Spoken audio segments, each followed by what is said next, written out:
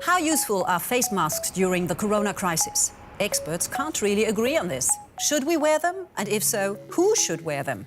Do they protect me or the other person? And which types of masks make sense at all?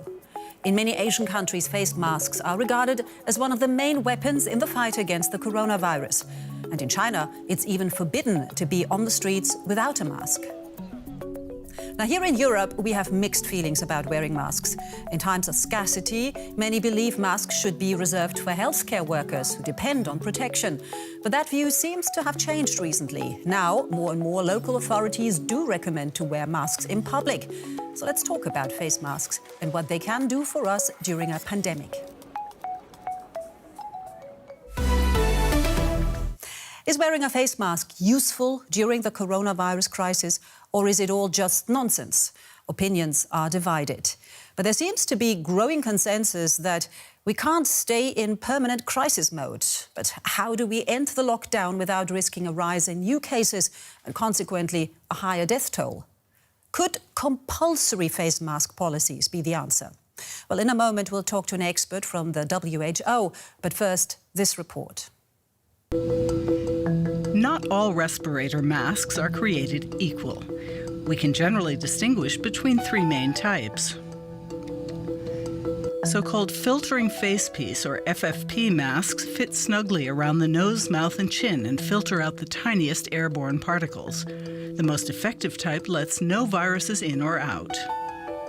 An exhalation valve makes breathing easier but increases the risk of viruses escaping. So an unvalved FFP mask protects both the wearer and the person they encounter.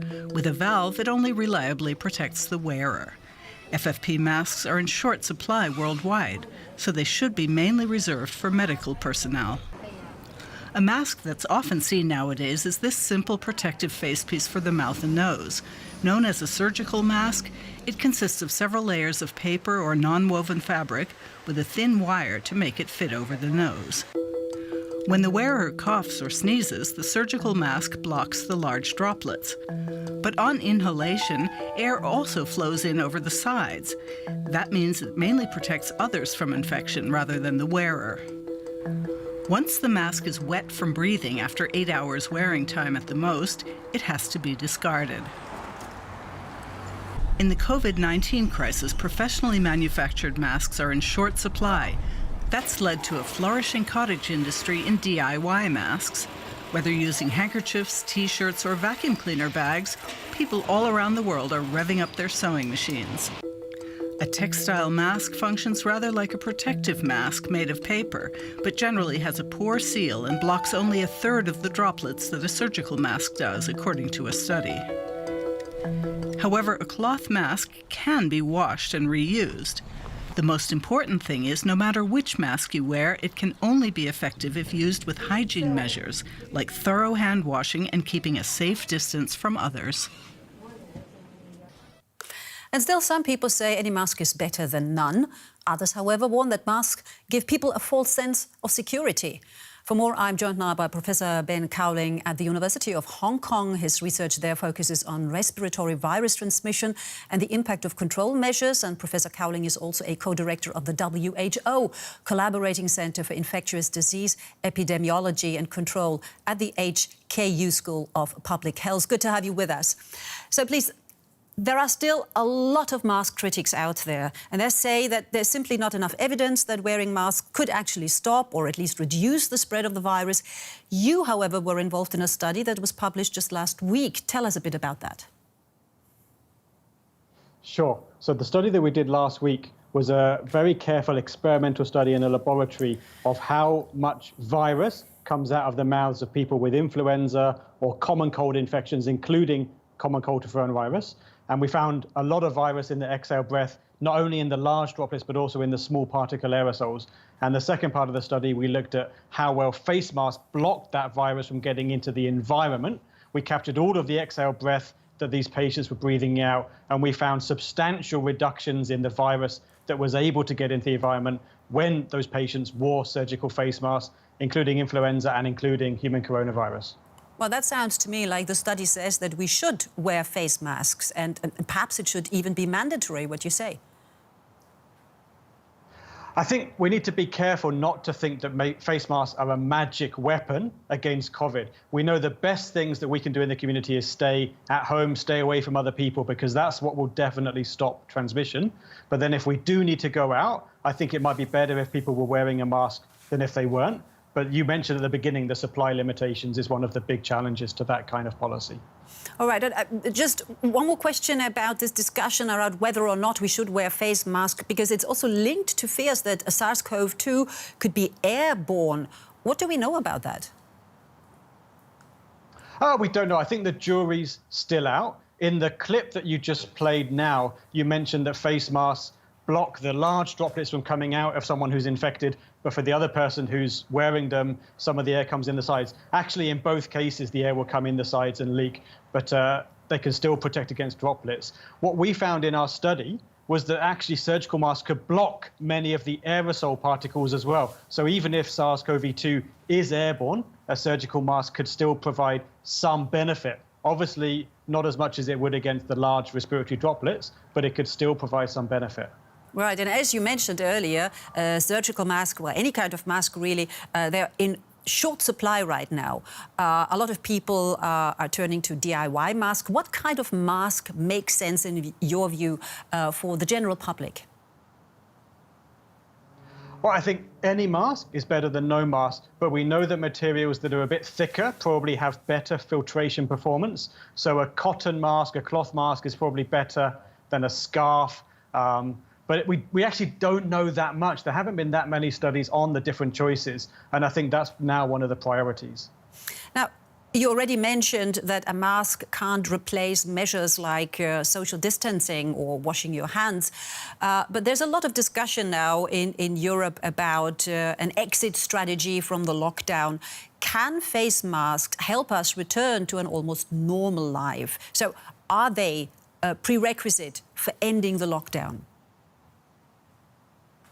I don't think masks are going to be a magic weapon that lets life go back to normal if people were just wearing masks and washing their hands. I think they will do something, but probably not enough to allow life to otherwise return to normal. I think we're still going to need a lot of social distancing and the other measures to test and trace. But maybe if we do the masks as well, every little bit will help.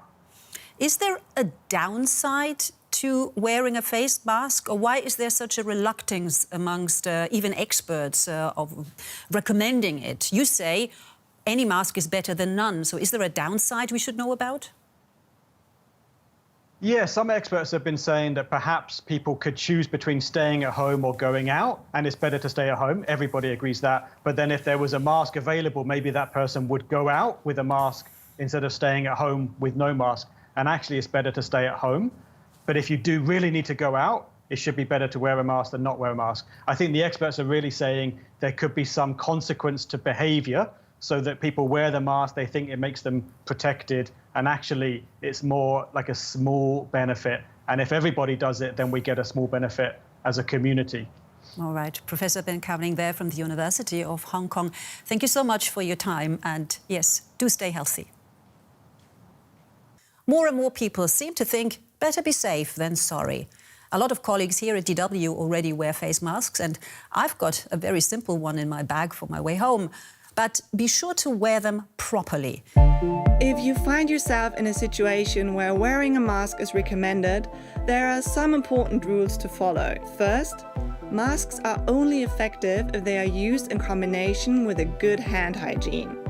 Either use soap and water or an alcohol-based hand sanitizer. So, before touching the mask and putting it on, clean your hands. Check the mask for tears and holes, and make sure to check which side is the top. It's usually the one that has a metal strip in it. Masks do have an inside and an outside. The inside is usually the lighter colored one. Once you've figured that out, it's time to fit the mask on your face. Pinch the metal strip so it molds to the shape of your nose. Then cover your nose, mouth, and chin.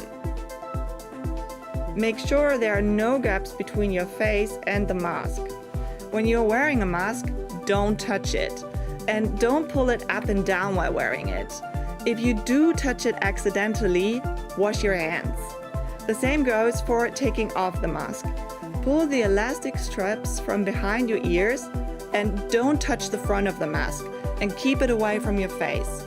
Discard the mask immediately in a closed bin and again, wash your hands. Masks like the one that I was just wearing should not be reused. Replace them as soon as they start to get damp. If you use a self-made mask from textile, those need to be washed at least 60 degrees after every use. So, stay safe and remember, the best way to protect yourself and others from the coronavirus is by being physically distant and keeping your hands clean. Face masks, lockdown, and of course the constant fear of catching the virus. Many of us look for a way out of this nightmare by following conspiracy theories that explain what really happens, or by discovering old health myths that promise to keep us safe. Beware the bearers of false gifts. Better listen to DW's Derek Williams. Time for your questions. Is the virus killed by cold weather and snow? Don't forget that to the best of our knowledge, this virus appeared in Wuhan in China last winter. It was first reported on December 31st to the WHO. That's a day when temperatures in the city were just a few degrees above freezing. Much of the current pandemic has occurred in the northern hemisphere in winter, so there's no reason to believe that cold weather kills SARS-CoV-2. Like influenza and other coronaviruses, it seems to transmit quite well when temperatures are low, possibly because that's when people are spending lots of time together indoors. Can you kill the virus by spraying alcohol or chlorine on your body? Okay, this is a really bad idea. The only place on your body where you should use alcohol-based sanitizers is on your hands, because they are what transmits the virus to your face. That's how it enters your body, through the membranes in your nose or mouth, or also your eyes. And when using hand sanitizers, you should pay close attention to recommendations about how frequently they can be used without causing damage to your skin. Don't ever spray a sanitizer or chemical on your body or your face. You'll do no good, and you'll possibly do a lot of harm. Is there a connection between COVID-19 and 5G networks? You're referring to the conspiracy theory currently making the rounds on a lot of social media platforms that the spread of the virus is somehow linked to the spread of 5G technology. Now, this was a brand new myth for me, and at first I couldn't believe it was serious because the idea is so patently absurd. But apparently, people are taking it seriously enough to go out and set fire to mobile communications masts. Folks, let's get something straight. This disease is caused by a virus, not radio waves. Let me repeat that. It's caused by a virus, not by radio waves.